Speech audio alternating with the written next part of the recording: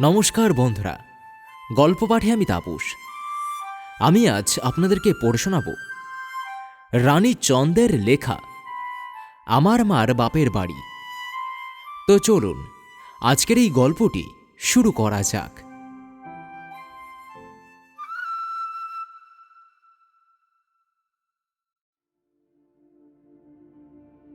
মা জলের দেশের মেয়ে, তবু জলের দোলা সইতে পারেন না।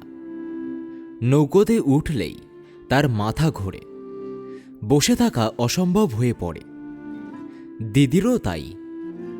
মা আর দিদি নৌকোর ভিতরে বিছানা পেতে শুয়ে পড়েন। ছোট ভাইকে মা কোলের কাছে শুইয়ে বসিয়ে রাখেন। আমি দাদাদের সঙ্গে মামার সঙ্গে ছইয়ের বাইরে এসে বসে থাকি। এক মাঝি পিছন দিকে হাল ধরে বসে থাকে। দুই মাঝি সামনের দিকে দুপাশে বসে বৈঠা বায়। বসে বসে দেখি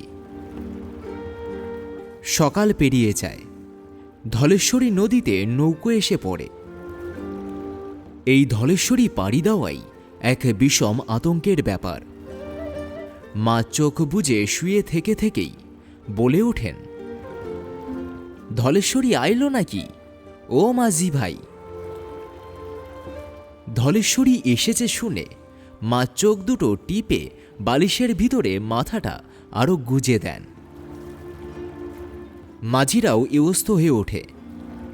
বড় মাঝি আকাশের দিকে তাকায়, হাওয়ার দিক লক্ষ্য করে, জলের গতির উপরে নজর রাখে। পরে তিন মাঝি স্বর মিলিয়ে বদর বদর হই বলে নৌকোয় পাল তুলে দেয়। ধলেশ্বরীর ঢেউ আছড়ে আছড়ে পড়ে নৌকোর গায়ে। ঘোলা জল, বিরাট নদীর একুল ওকুল দুকুল জলে ভরা। ভেবে পাই না মাঝিরা নৌকো নিয়ে চলেছে কোন দিকে। সবাই এক আতঙ্কে স্থির বসে, কথা নেই কারো মুখে।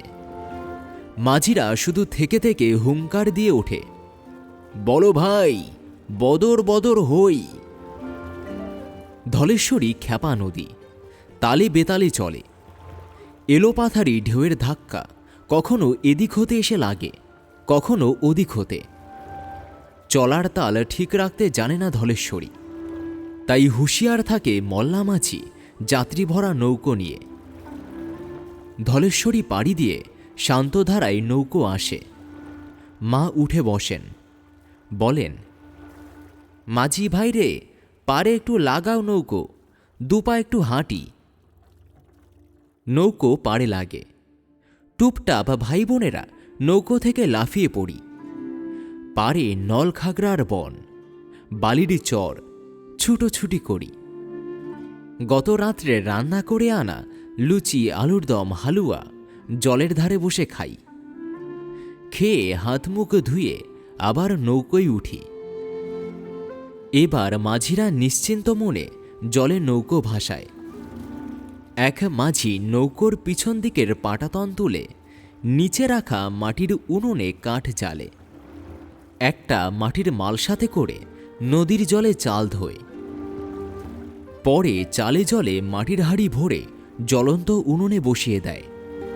লাল লাল মোটা মোটা চাল দেখতে দেখতে টকবক করে ফুটতে আরম্ভ করে। ভাত হয়ে গেলে মাটির কড়াইতে মাছের ঝোল রাঁধে। বেশিরভাগ সময়ে ইলিশ মাছ থাকে। পথে আস্তে আস্তে এক সময়ে কিনে নিয়েছে জেলেডিঙিয়া থেকে। নুন মাখানো মাছে একটু হলুদ বাটা আর কাঁচা লঙ্কা ছেড়ে রান্না করা মাছের ঝোলের সুগন্ধ ভুরভুর করে। মাঝিরা একে একে মাটির থালায় ভাত বেড়ে খেয়ে নেয়। হাত বাড়িয়ে নদীর জলে থালা, বাটি, হাঁড়ি, কড়াই সব ধুয়ে আবার তুলে রাখে পাটাতনের নিচে। ধীরে মন্থরে হেলে দুলে নৌকো চলে। মাথার উপরে গাংচিল উড়ে উড়ে চলে। শুশু করে ক্ষণে ক্ষণে জলের উপর নিঃশ্বাস নিতে। এক মনে দেখতে থাকি। সূর্যের তাপে মাঝিদের গায়ের ঘাম শুকিয়ে কালো পিঠে সাদা ফুটে ওঠে। মা বলেন, নুন ফুটে উঠেছে। মাঝিরা নাকি নুন বেশি খায়, তাই এমনইভাবে নুন ফুটে ওঠে গায়ে। মা ব্যস্ত হয়ে ওঠেন, বেলার দিকে তাকিয়ে মাঝিদের তাড়া দেন। মাঝি ভাই রে, মাঝি ভাই, বেলা থাকতে থাকতে পৌঁছাইয়া দিবা, তাড়াতাড়ি বাও। ইছামতি যেন লক্ষ্মী মেয়েটি, অতি শান্ত তার চলার গতি। ইছামতিতে এলে পর তীরের দিকে নৌকো সরিয়ে এনে কম জল দেখে দুজন মাঝি হাঁটু জলে লাফিয়ে পড়ে। হাতে তাদের মোটা দড়ি, মোটা কাঠি। তীরে উঠে এবারে তারা গুণ টানতে থাকে। নৌকোয় বাঁধা লম্বা দড়ির আরও এক মাথা মোটা কাঠির সঙ্গে বেঁধে কাঠিটা ঘাড়ে চেপে ধরে নদীর পাড় দিয়ে চলতে থাকে মাঝিরা। সে রশির টানে নৌকো এগিয়ে চলে জলের উপরে তরতর করে। চলতে চলতে বাদিকে উঁচু পাড়ে বটগাছের ছড়ানো শিকড় ধুয়ে যে খাল এসে পড়েছে ইছামতির বুকে, সেই খালের মুখে নৌকো ঢোকে। মাঝিরা এবারে গুণ বৈঠা তুলে রেখে লগি তুলে নেয় হাতে। খালের জলে লগি ঠেলে ঠেলে নৌকো এগিয়ে নিয়ে চলে। খালের ধারে বাবন খাঁ দাদার বাড়ি। দাদামশাইয়ের বন্ধু ছিলেন বাবন খাঁ। বড় ভাইয়ের মতো দেখতেন ইনি দাদামশাইকে। মা ডাকতেন বাবন চাচা বলে। বাবন চাচার বড় ছেলে আলী হোসেন খাঁ। খালের জলে নৌকো আসতে দেখে হোসেন মামা হুকো টানতে টানতে এগিয়ে আসেন। বললেন, কার বাড়ির নাওয়ারি লইয়া যাও রে মাঝি? মা ছুঁয়ের বাইরে মুখ বের করে বলেন, আমি গো হোসেন ভাই। মাকে দেখে হোসেন মামা এক মুখ হাসেন, বলেন, পুনি বোন দিদি যাও, তাই কও। মার নাম পুণ্যশশী, তাই ছোট করে পুনি বলেই ডাকেন মাকে বড়রা। হোসেন মামা ছুটে গিয়ে বাড়িতে ঢুকে এক কাঁদি পাকা কলা এনে নৌকোতে তুলে দেন। হাঁক ডাক করে গাছ থেকে দুটো কাঁঠালও পাড়িয়ে দেন। বলেন, পোলা পাইন লইয়া খাইও তুমি বাড়িতে গিয়া। খালের বাঁকে বাঁকে জোলা, ভুইমালি শেখ মামাদের বাড়ি। নৌকো খালে ঢুকতে দেখেই তারা এগিয়ে আসে। কে আইলো?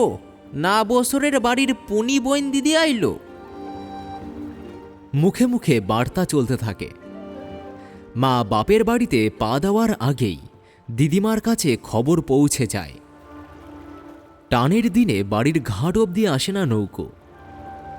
ডাঙা পথে দিদিমারা এগিয়ে আসেন মুরলী ঘোষের বাঁশঝাড় অবধি। নৌকো যখন এসে থামে ততক্ষণে দস্তুর মতো ভিড় সেখানে। গরমের ছুটিতে গ্রামে ঢুকি আমরা এই পথে। পুজোর ছুটিতে ঢুকি জলে ভরা বিলের উপর দিয়ে। সে সময় তখনও বর্ষার জল সরে যায় না সব। ঢালু জমিতে থই থই জল। নন্দীদের বাঁধানো ঘাট থেকে ধুধু বিল দেখা যায় বহুদূর পর্যন্ত। নৌকো এগিয়ে আসতে দেখতে পেয়েই হাঁকাহাঁকি পড়ে যায় ঘাটে। কার বাড়ির কুটুম আসছে, কার বাড়ির নাইওড়ি। পাড়ার লোক ছুটতে ছুটতে এসে জমে ঘাটে। গ্রামের মেয়েবউ আসছে গ্রামে। এই আনন্দ যেন এদের সকলের।